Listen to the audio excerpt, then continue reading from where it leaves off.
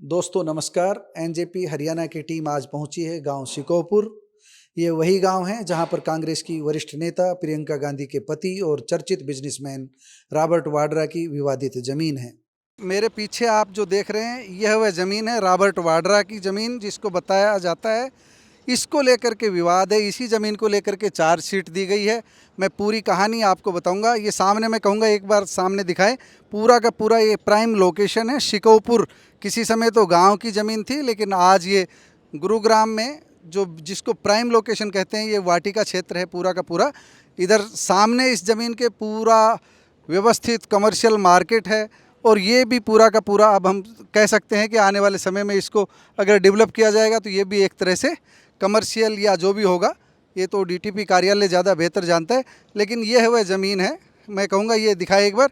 ये green belt इसके साथ साथ इसके आगे जो बिल्डिंग्स आप देख रहे हैं ऊंची, वो बन चुकी है। उनका क्या है, किन की है, इस विषय में नहीं जा रहे हम। लेकिन ये सामने जो ज़मीन है ये रॉबर्ट वाड्रा की है। कहने को शिकोहपुर गाँव है, लेकिन गाँव है की जगह था कहना अधिक उचित होगा।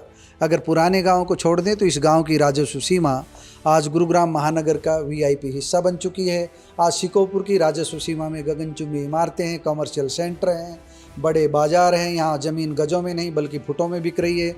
आप अपने सामने जो ज़मीन देख रहे हैं ये वही ज़मीन है जिसे लेकर के विवाद है, जिसे लेकर पिछले दिनों ईडी यानी प्रवर्तन निदेशालय यानी इन्फोर्समेंट डायरेक्टोरेट ने रॉबर्ट वाड्रा के खिलाफ चार्जशीट पेश की है। ताज़ा खबर यह है कि ईडी इस मामले में अब अदालत में चार्जशीट दाखिल कर चुकी है। इस चार्जशीट पर अब सुनवाई होगी। अगर अदालत आरोप तय करती है तो वाड्रा को मनी लॉन्ड्रिंग रोकथाम कानून यानी PMLA का सामना करना पड़ेगा, और इसके बाद जो कुछ होगा वह अदालत के हिसाब से होगा। हम केवल आपको रॉबर्ट वाड्रा की कंपनी की ज़मीन दिखाने के लिए पहुँचे हैं। दोस्तों अब हम कार में सवार होकर के सफ़र शुरू करते हैं और आपको दिखाते हैं, क्योंकि इस प्लाट की, इस भूखंड की चौड़ाई ज़्यादा है। सामने सड़क पर काफ़ी लंबा है, 3 एकड़ के करीब लंबाई दिखती है। पीछे गहराई कम है इसकी, और यहाँ पर रहने वाले सभी लोग जानते हैं कि ये रॉबर्ट वाड्रा की ज़मीन है। अब आप देखिए मेरे साथ, आप कार हम सफ़र भी कर रहे हैं और आप देखते रहिए। दोस्तों इस पूरे मामले को जानना आपके लिए ज़रूरी है। एक बार मैं उस पूरे मामले को दोहरा रहा हूँ, क्योंकि दोहराना शब्द इसलिए कह रहा हूँ कि कई बार आप सुन चुके हैं।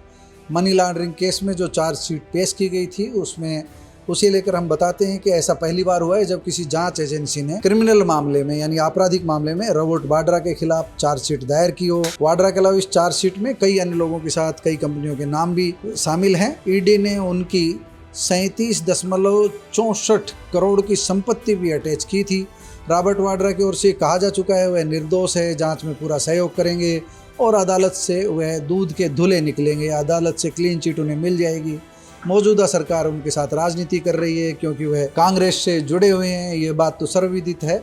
अब इसमें राजनीति है या नहीं है ये सब अदालत तय करेगी। अब आपको हम पूरा मामला ये भी बता दें कि आखिर ये FIR दर्ज कब हुई थी। दोस्तों ये मामला सितंबर 2008 का है। 2008 में गुरुग्राम के शिकोहपुर गाँव में, जहाँ अब हम खड़े हैं, अब ये सेक्टर 83 है गुरुग्राम का, यहीं की इस ज़मीन से जुड़ा हुआ केस है ये। मुख्यमंत्री थे उस समय भूपेंद्र सिंह हुड्डा। तो भूपेंद्र सिंह हुड्डा और रियल एस्टेट कंपनी DLF और एक प्रॉपर्टी डीलर के खिलाफ 2018 में FIR दर्ज हुई थी। FIR में भ्रष्टाचार, धोखाधड़ी और जालसाजी जैसे गंभीर आरोप थे। रॉबर्ट वाड्रा पर आरोप है कि उनसे जुड़ी जो कंपनी है उसने 7.5 करोड़ में 3.5 एकड़ ज़मीन खरीदी थी। इस सौदे का म्यूटेशन भी उस समय रद्द कर दिया गया था एक बार, बाद में शायद उसे बहाल कर दिया गया।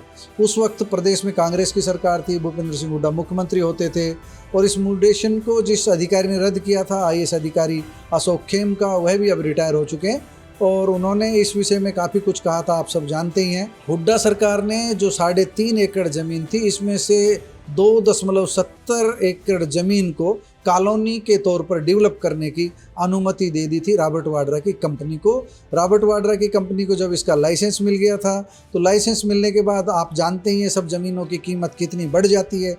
रॉबर्ट वाड्रा से जुड़ी कंपनी ने भी यही किया, मोटा मुनाफा कमाया। DLF को 58 करोड़ रुपए में ये ज़मीन बेची, यानी कि 7.5 करोड़ की ज़मीन 58 करोड़ में बेची, 50 करोड़ रुपए मुनाफा हुआ। तो सवाल उठना ही था, वही सवाल भारतीय जनता पार्टी की सरकार ने पकड़ा और इस मामले की गहराई में एजेंसियों को लगा दिया। आगे चलकर हुड्डा सरकार ने इस परियोजना का जो लाइसेंस था वो डीएलएफ को ट्रांसफ़र भी कर दिया।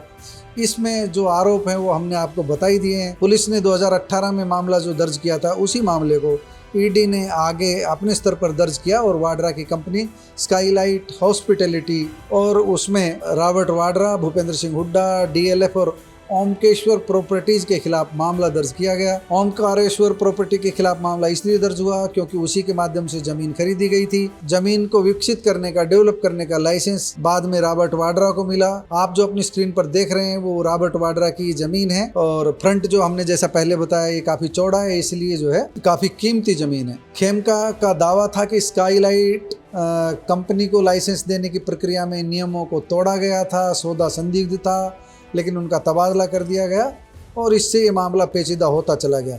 हालांकि बीच बीच में ऐसी खबरें आई कि हुड्डा को इस मामले में क्लीन चिट मिल गई है, लेकिन सरकार ने फिर पैरवी की और अब ये दोबारा से ऐसा पहली बार हुआ है जब रॉबर्ट वाड्रा का नाम चार्जशीट में आया है। हुड्डा पर आरोप है कि उन्होंने चीफ मिनिस्टर रहते हुए इस परियोजना का नियमों को ताक पर रखकर लाइसेंस दिया। जमीन की खरीद से जुड़ा चेक कभी जमा ही नहीं किया गया। ये बात जब पकड़ में आई तो सवाल उठने ही थे।